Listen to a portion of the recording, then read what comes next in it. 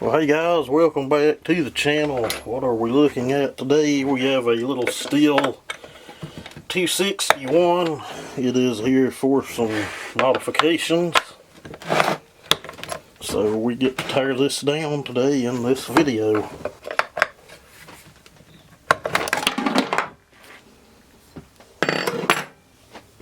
Somebody might need to know how to tear one down. Very clean little saw. I'm looking forward to building this one. Honestly, doesn't look like it has a whole lot of time on it at all, so this one should be an easy tear down, modify, and put back together and see how she performs. Not tearing this down in no particular order. End result will be the same regardless of what order you decide to take it apart. It will end up taking apart in the end.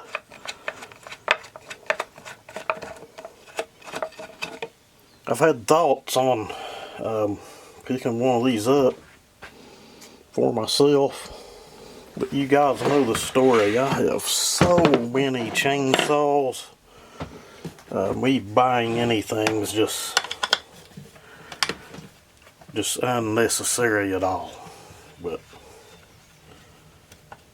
really lightweight little saw. These things usually turn up really well, so I don't know, time will tell. I'm not really a Stihl fanboy, but I'm a fan of Stihl chainsaws.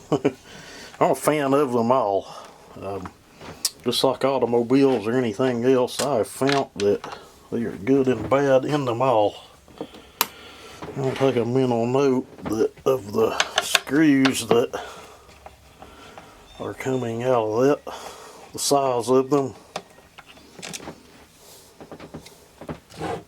And you got one up here that's kind of hidden by the top cover, so if you're replacing a starter rope or something in one of these,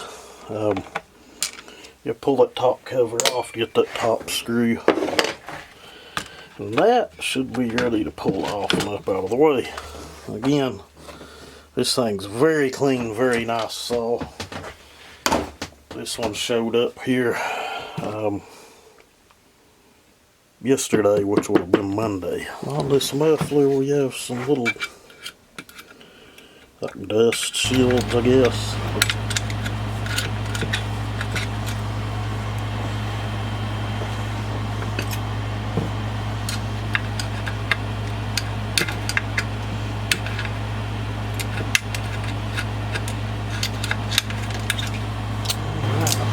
And we have 4 bolts in the muffler. We got one on the bottom on each side, and then the 2 that holds it to the cylinder.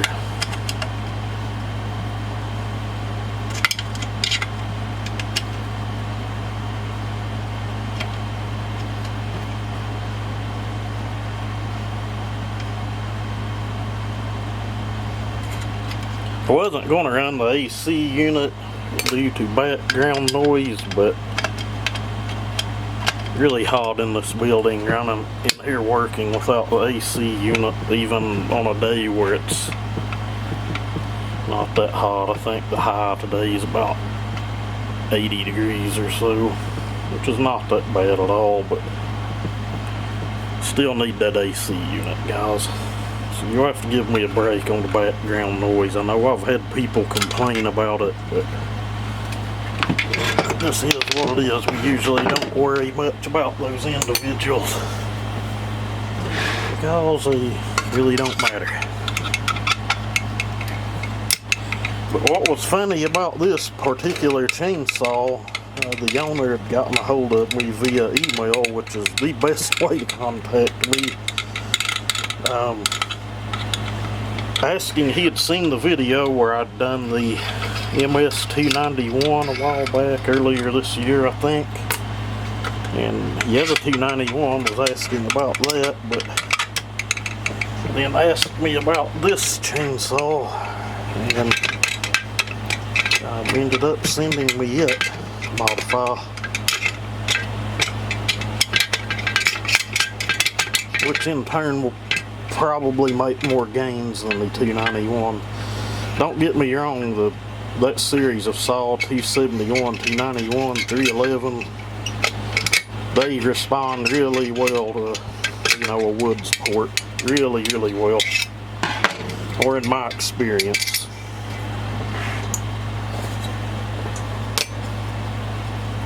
But that will be another video on its own. No need in that being that tight.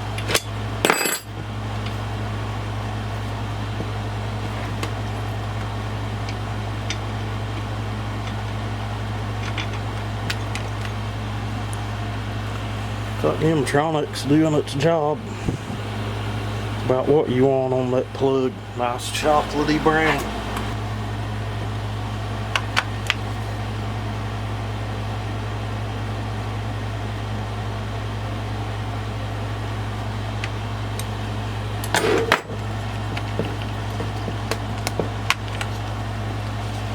Shroud up out of the way. I have no idea what the engineers were thinking. I know what they were thinking. They don't want anyone to work on anything.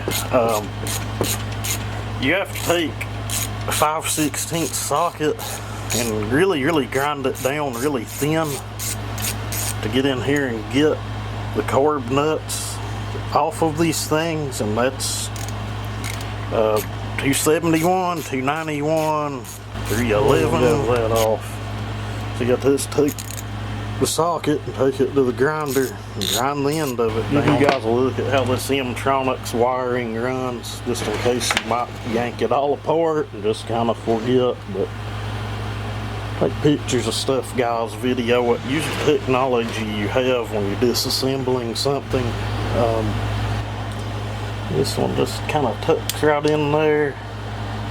They usually unplug really easy like that.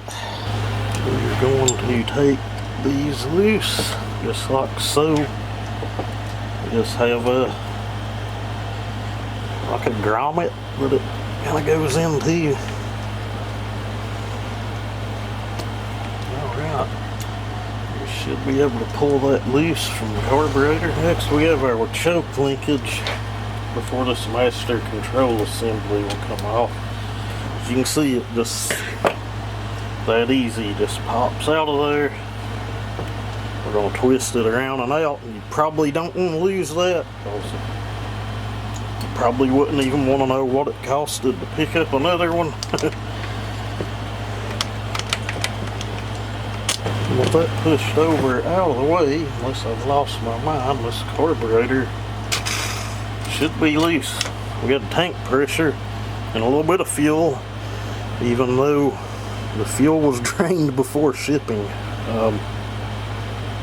Yeah, so you can expect that almost always. We have a seal ring that goes back into the carburetor. That's how they stratify these. They split it right at the carburetor, kind of like your 372X Torx, if you know you've been into those. And then the tube itself, intake tube, is split. Then if I can get my fingernails under that and get it loose, we're going to push the intake bit through. And if you've done one of these modern saws, you've about done them all. A lot of them are laid out similar. I'll say the only ones I don't like to do is like a 441. I kind of despise the carburetor and the way that's set up and the throttle cable. Other than that, it's not that bad, but most of the rest of these are really simple to fool with. Your fuel line's going to lock into this over here. Then it's got a little notch that your throttle linkage rests in. Once you get the fuel line off and out of the way, it's got a few little places it hooks into.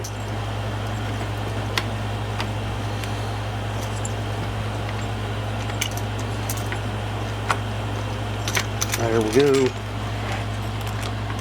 And the throttle linkage.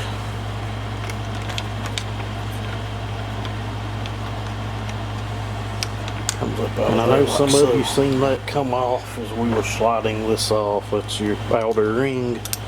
Just like your older saws have, that goes on just like so. You have a screw up here.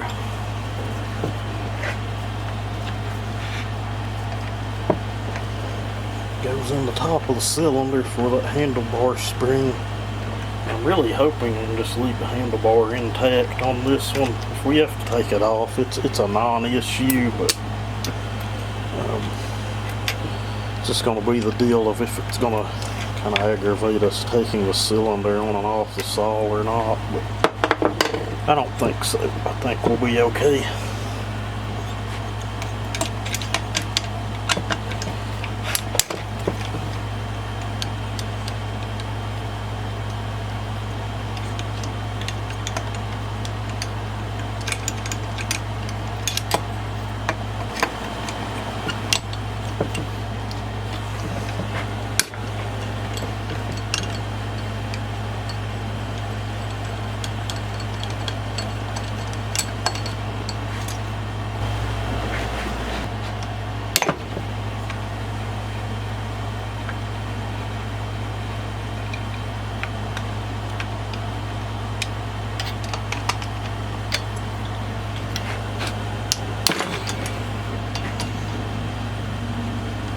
Those were in to stay for a lifetime.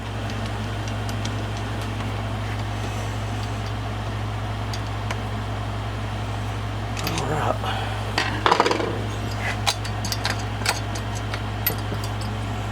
Yeah, we can leave that off. Not really in our way. And I've mentioned this in other videos. I always like to keep my cylinder bolts separate. That's just me. It's just for no particular reason other than to put them back where they came. Obviously, they're not going to end up in the same hole they came out of, but yeah, you get my point, I guess. And the owner asks that everything be visually inspected, and buddy, this thing is like a new saw inside and out. Very little carbon build up. Base gasket, lay that over there. May or may not put that back on. With this transfer port design, I might. But it's like a mini 362. And the 362 is kind of like a mini 441 cylinder. There's others, I'm sure, that are designed this way, but those two come to mind. But a lot of room for improvement. We'll have to map it out, and all that'll be in another video. But anyway, I'll put this together as well as I can. The only other thing I'll do is remove the clutch drum, and come on guys, come on. I've got videos on the channel showing that as well, but E-clip, pop it up out of there.